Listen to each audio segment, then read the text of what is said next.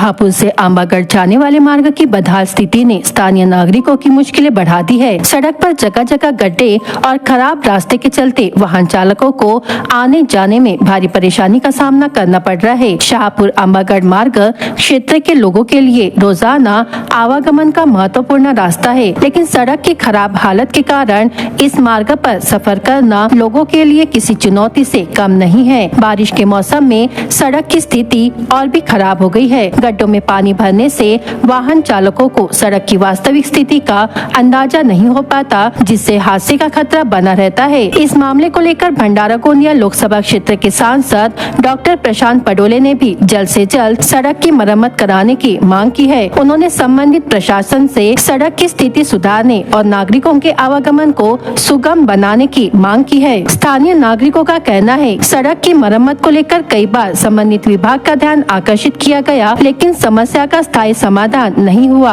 अब सांसद की मांग के बाद नागरिकों को उम्मीद है कि प्रशासन जल्द कार्रवाई करेगा। अब देखना होगा कि प्रशासन इस जर्जर सड़क की मरम्मत कब तक शुरू करता है और नागरिकों को कब तक राहत मिलती है।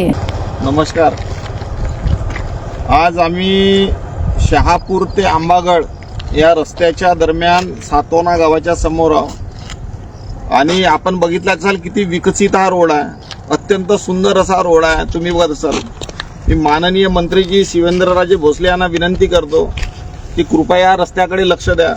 हा मोठा रस्ता आहे आणि याच्यामध्ये वर्दळ पुष्कळ गावाची आहे। शहापूर ते आंबागडचा जो रस्ता आहे पुष्कळ लांब रस्ता आहे। आपणास विनंती आहे की या रस्त्यावर पडलेले खड्डे तुम्ही बघा। दिवसेंदिवस इथं ॲक्सिडेंट होत असतात, लोक अपघाताने मरत असतात, पुष्कळचे लोक जखमी होत असतात, परंतु हा काही रोड अजूनपर्यंत काही वर्षापासून सुधारलेला नाही।